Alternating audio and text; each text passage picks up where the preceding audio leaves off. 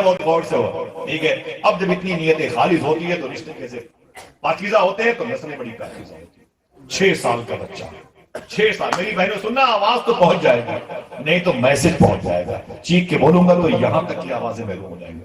6 سال کا بچہ نماز پڑھنے آیا مسجد میں، نماز پڑھنے آیا، اور اس نے معلوم کیا کیا؟ نمازیوں کی چپلیں اس نے بدل دی۔ سننا حضور، آدھی چپلیں دائیں طرف، آدھی چپلیں بائیں طرف۔ 6 سال کا بچہ مسجد سے نکل کے آیا اور بڑے شان سے بیٹھا۔ اب نمازی نکلے تو بولے یار یہ میری ادھر کیوں چلی گئی؟ کسی نے کہا میری ادھر کیوں چلی گئی؟ تو بچے نے کہا وہ میں نے رکھی ہے۔ کہا کیوں؟ تم نے کیوں رکھی ہے؟ تو بچے نے کہا ہم نے کیوں رکھی ہے یہ پوچھتے ہو؟ ہم نے کچھ تھوڑی کیا ہے، جنتیوں کی چپل ادھر کر دی ہے، جہنمیوں کی ادھر کر دی ہے، جنتیوں کی ادھر کر دی ہے، جہنم جن کی جنتیوں کی طرف تھی وہ خوش ہو گئے، جاؤ بیٹا اثر میں آنا، اور جن کی ادھر تھی وہ ناراض ہوئے، بولے بیٹا تجھے کیا میری ملی ہے؟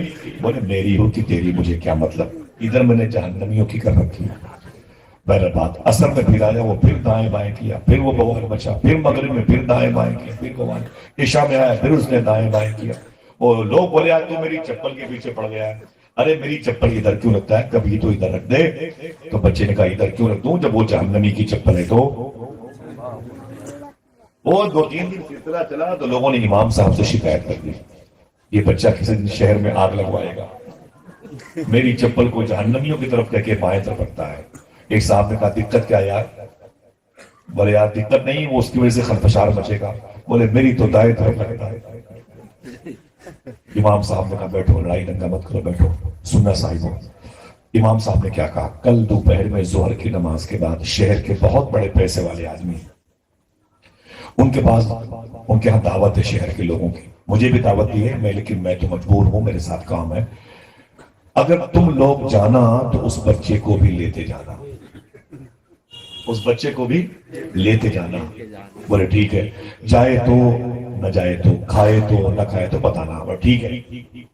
اب جب دوپہر میں نماز پڑھے لوگ لگے، وہ آدھی چپل ادھر آدھی ادھر، تو پھر لوگ پریشان ہوئے، خیر کوئی بات نہیں، پریشر ڈالا، بولے بچے بیٹے سے بچوں چل بیٹا دعوت ہے، میں کہ نہیں جاؤں گا، بولے چل چل چل، بولے میں نہیں جاؤں گا، میں کہ نہیں جاؤں گا، میں گھر جا رہا ہوں، بولے نہیں تجھے چلنا پڑے گا۔ وہ لوگ بڑے تھے، طاقتور، ٹانگ لے گئے بچے کو۔ سننا صاحب بہت بڑی بات بتا رہا ہوں، کلیجے ہل جائیں گے، 10 سال تک کسی دوسرے جلسے میں نہیں جاؤ گے، لیکن ہم دونوں مل کے اس پر عمل کر لیں گے تو خدا کی قسم ہر رات جلسوں میں ہونے کا ثواب ملے گا۔ کوئی بات یہاں پر ہلکی نہ ہو، بہت بڑی محفلیں، بڑے لوگ ہیں، زمین ہو یا منبر شریف ہو، بڑے منتخب لوگ آئے ہوئے ہیں الحمدللہ۔ معلوم ہے بچہ چلا گیا، لوگوں نے کھانا کھا لو، دسترخوان لگ گیا، وہ نہیں میں کھاؤں گا، آؤ ایک روٹی کھاؤ، اتنا دباؤ ڈالا کہ بچے کا دل ٹوٹ گیا۔ اس نے کہا میری دعوت نہیں ہے، میں کیوں؟ بولے تو مکان آ گیا، وہ مکان والے بولے میرے گھر میں ہو، کھاؤ، میں اجازت دیتا ہوں، زبردستی کیا تو کھانے لگا۔ جب بچہ کھا لیا تو واپس آیا، عصر کی اذان ہوئی تو بچہ مسجد کے دروازے پر گیا، سارے نمازی مسجد میں تھے، بچہ دروازے پر کھڑے ہو کے چپلیں دیکھ رہا تھا۔ دیکھتے دیکھتے دیکھتے دیکھتے اس نے کسی کی چپل کو دائیں بائیں نہیں کیا، جو جہاں تھی وہیں چپ چاپ سست ہو کر کے وہ بچہ آ کے کنارے پہ۔ نمازی نکلے تو جس کی جہاں تھی وہیں پڑی ہوئی تھی۔ کسی نے کہا آج بات کیا ہے بھائی؟ چپلیں تم نے ادھر نہیں کی ادھر نہیں کی۔ اس نے کہا اپنی اپنی پہن کے نکل لو، جس کی جہاں ہے پہن کے نکل لو۔ اور بولے ٹھیک ہے نکل لیں گے، لیکن بیٹا تم نے بولے نکل لو نکل لو، جاؤ جاؤ جاؤ۔ لوگ بولے پتہ نہیں کس رو میں ہے، چلے گئے۔ مغرب میں اس نے کسی کی چپل دائیں بائیں نہیں کی، بیٹھا سامنے دیکھتا تھا۔ عشاء میں بھی کسی کی چپل اس نے دائیں بائیں نہیں کی۔ لوگ پھر امام صاحب کے پاس گئے، بولے حضور آخر بات کیا ہے؟ بچہ اب نہیں بتا رہا ہے کہ اس چپل کو جنتی پہنتا ہے کہ جہنمی پہنتا ہے۔ امام صاحب نے افسوس ظاہر کیا، صاحب خدا کی قسم بہت بڑی بات ہے۔ امام صاحب نے کہا اب وہ کبھی نہیں بتا پائے گا کون سی چپل جنتی کی ہے کون سی جہنمی کی۔ کہا کیوں؟ کہا دوپہر میں جس کے ہاں دعوت میں تم لوگ اس بچے کو لے کے گئے تھے وہ شہر کا بہت بڑا پیسے والا آدمی ہے، بیاج کے پیسے میں وہ اپنے بچوں کا پیٹ پالتا ہے۔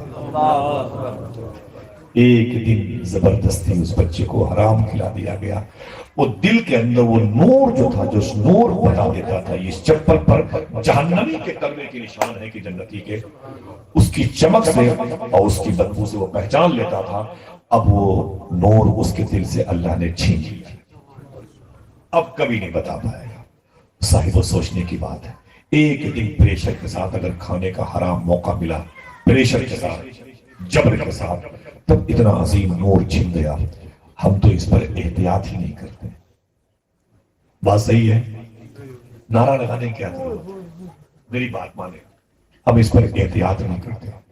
میں آپ سے ایک بات کہتا ہوں، اللہ کے رسول نے 40 سال کی عمر شریف میں میری بات کا انکار نہیں کر سکتے. جوتوں کا ہار تو مجھے پہنا سکتے ہو، مجھے پتھر مار کے اپنے شہر میں، نالے میں، گٹر میں پھینک سکتے ہو، لیکن خدا کی قسم میری بات کا انکار نہیں کر سکتے. حضور نے فرمایا تھا، اے مکے والو، تمہارا میرے بارے میں نظریہ کیا ہے؟ تو مکے کے لوگوں نے کہا تھا، اے محمد عربی صلی اللہ علیہ وسلم، آپ کے اندر 2 خوبی ہیں، وہ کسی کے اندر نہیں ہے. کہا کیا؟ تو کہا آپ صادق ہیں، سچے ہیں، آپ امین ہیں، امانت دار، یعنی آپ سچ بولتے ہیں، آپ حلال کھاتے. سبحان اللہ.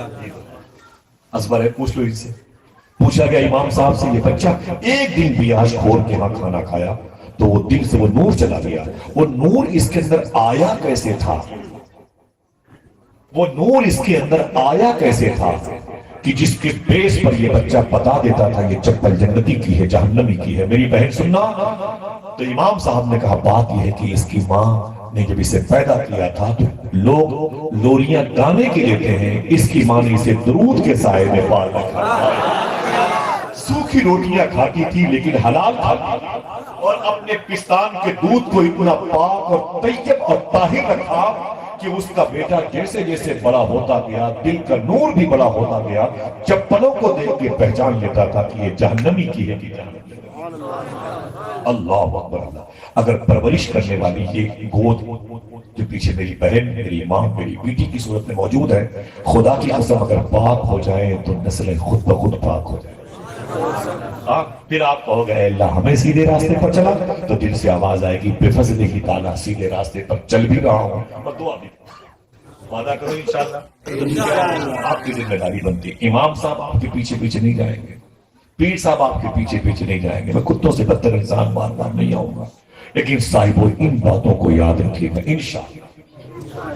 جب ماں باپ اپنے بچوں کو حلال کھلا کے پالتے ہیں، اگر وہ لڑکا ہوتا ہے تو 6 سال کا اس قسم کی بصیرت افروز باتوں سے پورے شہر کا تمام ڈسٹرب کرتا ہے. لیکن اگر وہی لڑکی ہوتی ہے تو کیا ہوتا ہے؟ کوئی ایک آدمی اپنے ہاتھ کو اٹھا کے بول دے لبیک یا رسول اللہ، اللہ اٹھے ہوئے ہاتھوں کی آبرو بچا لے.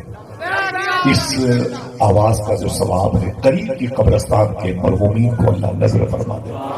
خبردار ہم ہو یا سید صاحب کے علاوہ مفتی صاحب بھی بولو، کوئی کسی کے ہاتھ ہوتا چوما وما کرنے. ٹھیک ہے، کچھ کرنا ہے تو بس اپنے بچوں کو حلال کھلا کے پالنا. وعدہ کرو انشاءاللہ. اگر حلال کھلا کے لڑکے کو پالا گیا تو نور پیدا ہوا. وہ الگ بات ہے کہ حرام کھلا کے نور کو واپس لے لیا گیا شر نے، نفس نے. لیکن اگر یہی گوگ، یہی گود لڑکیوں کی پرورش میں لگ جائے، پاک اور طیب خون کا استعمال کرے، پھر کیا ہوتا ہے؟ لڑکی تھی، خوبصورت پیدا ہوئی، گڑیا جیسی، بڑی پیاری. جب بڑی ہوئی تو اس کی شادی 150 سال پہلے معلوم ہے کس سے ہوئی؟ نام سن کے طرف جائیں گے. اس بزرگ کا نام تھا شیخ یوسف، باپ کا نام تھا اسماعیل، شہر کا نام تھا نبہان. دنیا کہتی تھی شیخ یوسف بن اسماعیل نبہانی. اعلیٰ حضرت کے دور کے بزرگ ہیں، اتنے بڑے عاشق رسول ہیں. ہم گئے تو حضور کے چہرے کے سامنے سیلفی لیتے ہیں. یہ شیخ یوسف بن اسماعیل نبہانی. نبہان کہاں پر ہے؟ بیت المقدس سے 165 کلومیٹر کے فاصلے پر رم اللہ، غازہ، خان یونس ہے. اسی کے قریب میں نبہان ایک بستی تھی جہاں شیخ یوسف اسماعیل کے بیٹے بن کے پیدا ہوئے تھے. اتنے بڑے عاشق رسول تھے کہ مدینے سے آتے تو مدینے کے نام پہ تڑپتے، پھر مدینہ دیکھنے کی خواہش پیدا ہوتی. اور لیکن جب مدینہ شریف گئے ہیں شیخ یوسف کبھی حضور کے روضہ شریفہ کے قریب نہیں. دور سے گنبد خضرا کو دیکھتے اور روتے اور سلام پڑھتے گھنٹوں گھنٹوں. کسی نے کہا اندر کیوں نہیں جاتے، دیکھنا ہے کتنے سمجھدار لوگ بیٹھے ہیں، سبحان اللہ کہتے ہیں. کہا کسی نے اندر کیوں جا کے حضور کی بارگاہ میں سلام اور فاتحہ خوانی نہیں کرتے؟ بولے کتوں کا کام ہے گھر سے باہر رہا کریں، گھر کے اندر تو گھر کا مالک رہا کرتا ہے۔ کیا عادت تھا اعلیٰ حضرت سرکار کے ارشادات